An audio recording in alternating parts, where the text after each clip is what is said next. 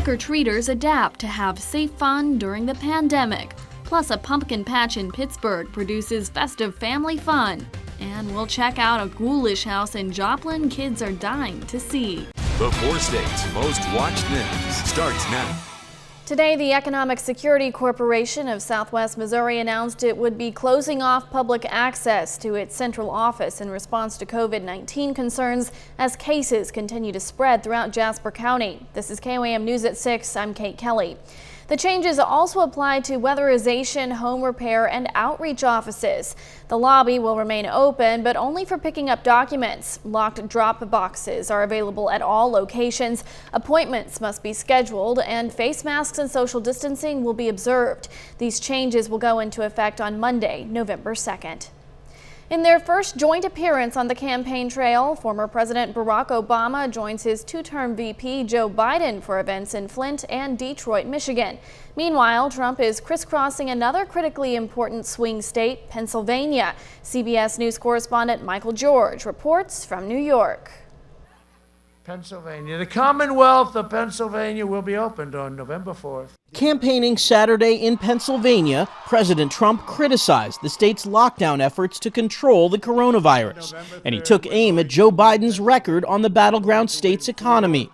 He wiped out Pennsylvania steel.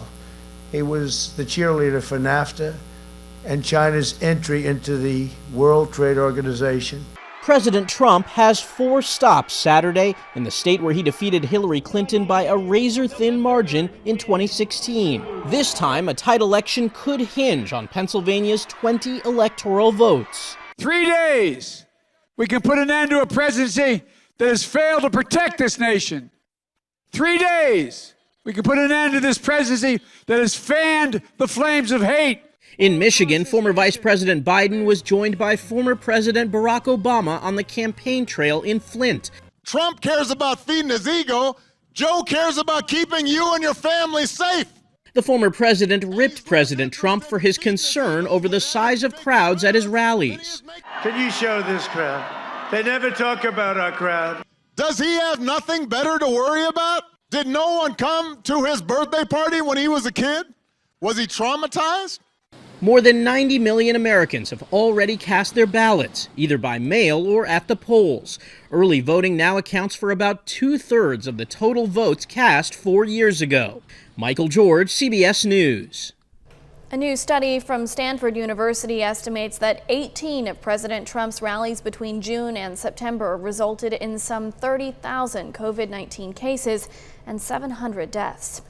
Nick Kelly joins us now with our first look at weather on this lovely Halloween day. Even though it looks nice right now, Kate, by this time tomorrow it's going to be dark by the time we look outside from our rooftop. But can't deny, as you said, it's still looking beautiful outside with a calm breeze outside. And you have to really notice very closely that a cold front's working through. You can't tell by the cloud cover, though. We're just seeing some cloud cover pass on through today. But the northwest wind is beginning to sneak into our northwestern parts of the county. That is the cold front. And that'll turn us chillier as we wrap up the weekend tomorrow. But in the meantime, starting off on a mild to nice note, most of us in the lower 60s right now. Quick look at the rest of the evening. Has us falling through the 50s for the rest of the night, down to 49 by midnight. I'm thinking upper 30s to near 40. So definitely a cool night ahead of us, if not a cold night for some of our outlying areas. We'll see how the week ahead's shaping up coming up in a bit, Kate. All right, thanks, Nick. The pandemic didn't stop those at James River Church in Joplin from throwing a Halloween event, but festivities were laid out in a new way. The Halloween Spectacular drive-through event for kids and families kept people safely apart while having fun.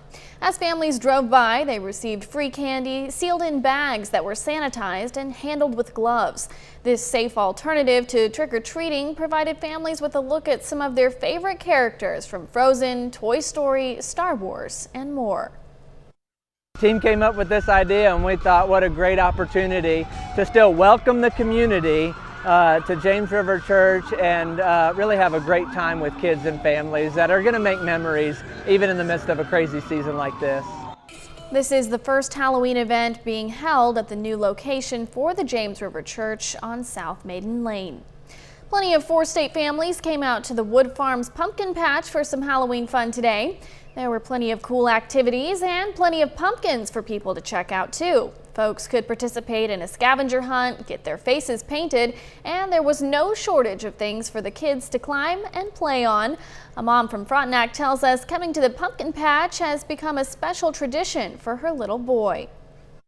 This is our 7th year here. We've come every year since he was born. Wow, well obviously that tells me this must be a pretty special place. What keeps you coming back? The staff's really friendly, really kind. It's very family oriented. They always have fun little activities for the kids, great opportunities for photos. And the visiting kids even got a free pumpkin from the pumpkin patch, although they had to take a wagon ride to get there. We take this time now to honor another four-state hero. Franklin Marion Ramsey served in the Vietnam War from 1967 to 1969. He earned several honors, including the Sharpshooter Medal and a Special Unit Medal. His hometown, Bronson, Kansas. We thank you, Franklin Ramsey, our four-state hero. That's just some of today's top stories. Just ahead, we take a look back on the life of Agent 007 as the world mourns the loss of actor Sean Connery. Plus, new information about how COVID-19 can spread. A new theory on how germs are spread in hospitals, and another reason to put down that cigarette. Michael George has some of the week's top health stories.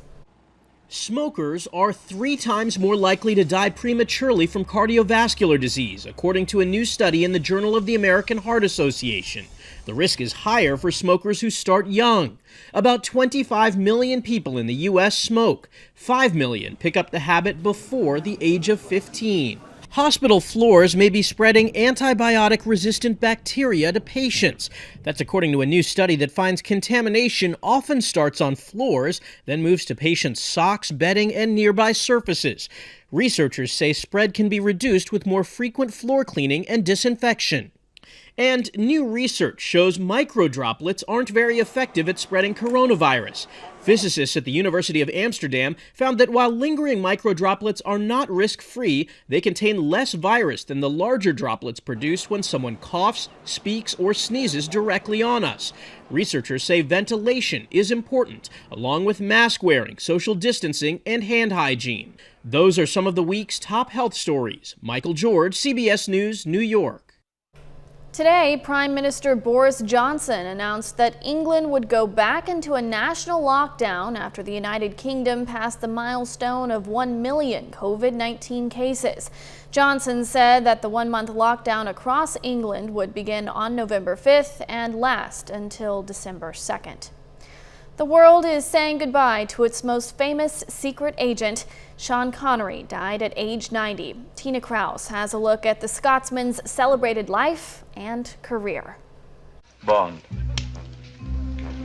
James Bond. The world knew him as 007. In 1962, Sean Connery catapulted to movie superstardom as the iconic British secret agent who enjoyed his martinis shaken, not stirred. Thank you.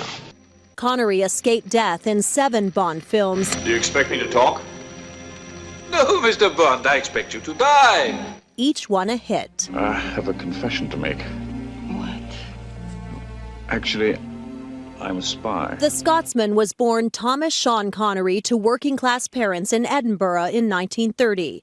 He grew up doing odd jobs, had a brief stint in the Royal Navy, and as a bodybuilder before finding his place on the stage. Sarah, look. By 1958, he was opposite Lana Turner in the melodrama Another Time, Another Place. 4 years later, cast as the first James Bond, Dr. No made Connery a heartthrob and a household name. I've caught something really wild this time, Alfred Hitchcock liked him for the starring role of a blackmailing widower in Marnie.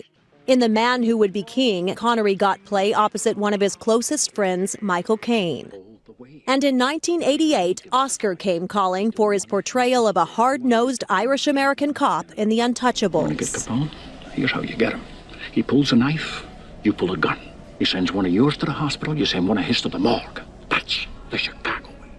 Connery took home the Best Supporting Actor statue. People magazine declared him the sexiest man alive in 1989 with a cover describing the actor as older, balder, and better. That same year, he played Indiana Jones's father opposite Harrison Ford. Queen Elizabeth II knighted the Scot, and Washington paid tribute to Connery's heritage as a Kennedy Center honoree. He's the one and only Sean Connery. The actor who embodied James Bond, the gentleman's secret agent. Tina Kraus, CBS News, London.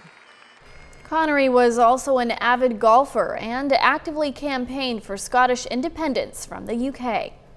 A little later, we'll check out some hair-raising Halloween decorations at a home in Joplin. But first, we'll break down a quiet week ahead of us and a milder week ahead of us. Forecast up next. At DDS.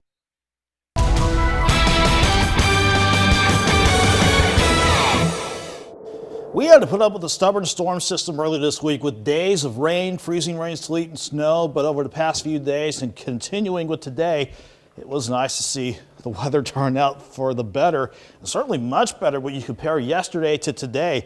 We started out cold Friday morning with lows in the upper 20s to lower 30s, mid 60s yesterday. We only dropped back into the mid 40s today before we went back into the mid 60s this afternoon. And you can't tell by the Skywatch storm tracker, but even though it's looking quiet right now, we actually have another cold front working on through. That's mainly just going to switch our wind out of the north as we go through the night and into the day tomorrow. And since it's a dry front, no rain to muck up any plans on the Skywatch Storm Tracker radar network.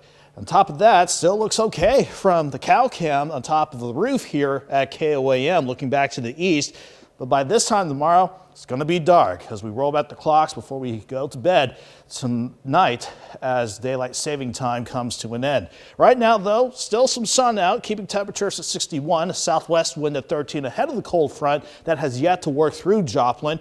But you can see where the cold front is, though. In our far northwestern counties, we're beginning to see at least the westerly and northwesterly wind kick in. But as long as we're still ahead of it, we're either near 60 or in the lower 60s right now. Once we get behind that front, though, we'll fall through the 50s, down to 49 by midnight. And I think most of us, let's say upper 30s to as warm as 40 degrees. And even then, it's going to be a cool night if you consider 40 as warm. But again, this is a dry system working on through not just our region, but across the Midwest down into the southern plains. A front that covers quite a lot of real estate. Once we get behind that, high pressure sneaks in, keeps us quiet for the rest of the weekend. And not much in the way of storm systems to come this week as we'll get underneath this upper level ridge that's sitting currently across the western U.S., but that's going to quickly work our way and keep us quiet for much of this week. In the meantime, we're keeping things quiet with the last of the cloud cover that we saw earlier pressing well off to the east. Throughout the course of the night, with mostly clear skies and that cold front kicking in, it is going to be a cold night for many of you. Upper 30s to some spots dropping back to about 40 degrees. Let's say 40 degrees by tomorrow morning around the Joplin area. Then we're looking okay for tomorrow, but 49 by lunchtime and definitely cooler, but not too bad with a high of 53 in Joplin. In fact, everybody will mainly sit in the lower 50s in southwestern Missouri to pushing the mid 50s across the Kansas and Oklahoma side. Let's break down the jet stream setup for the rest of the week. This upper low bringing in the cold front continues its push toward the east. Then it's all about this upper level ridge, just keeping any storm systems away and keeping us quiet throughout the good portion of the week. Even with a quick little disturbance in here by Wednesday and Thursday, it'll just bring in some cloud cover during the middle of the week. Then once we hit next weekend and that following week, this system coming out of the west, that's going to be our next best shot for any rain or thunderstorms. And even then, we'll have to wait until let's say November 7th or 8th for that to come around. For the time being, though, we're quiet for the entire week. 53 tomorrow, 61 on Monday, back near 70 through the middle of the week, and maybe some lower 70s by next weekend, Kate. So a nice dry stretch after we had so much rain earlier this week. Yeah, I'm definitely ready for things to dry out a bit, and I'm really looking forward to all that sunshine. Yeah, I was hoping this would be good for you. All right, thanks, Nick. Coming up in sports, Carl Junction Volleyball hopes to keep its postseason alive as they host sectionals. Also, the Pittsburgh State Gorillas take the field against Nebraska Kearney. Andy Ciateco has highlights and post-game reaction next.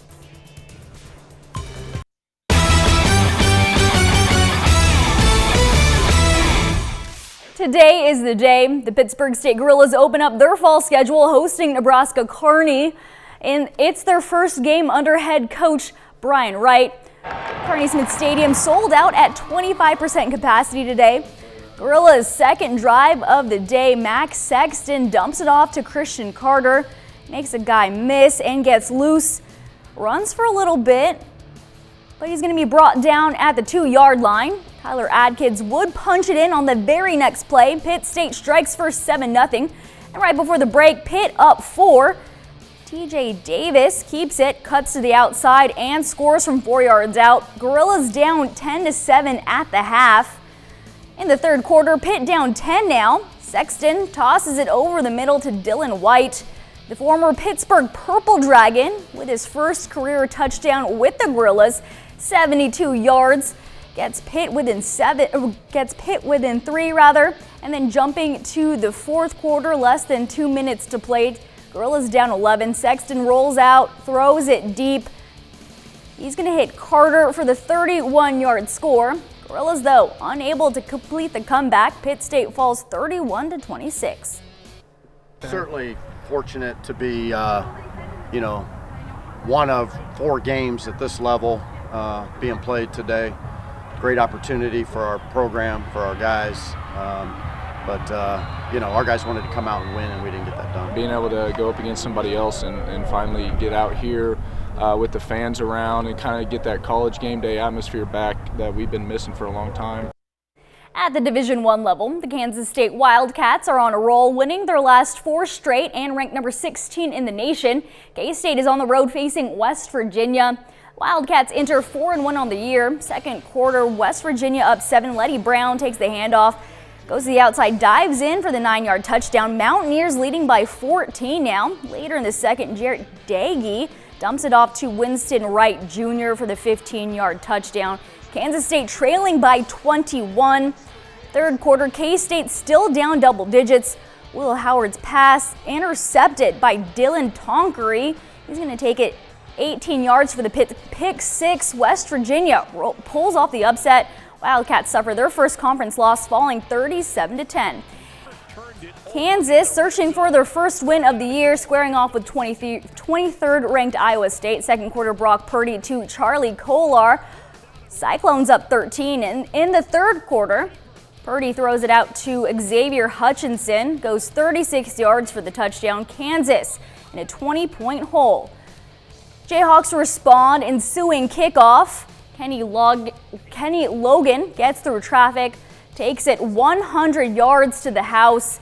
KU still trailing, though, by 13. Kansas drops its 6th straight game, losing 52-22.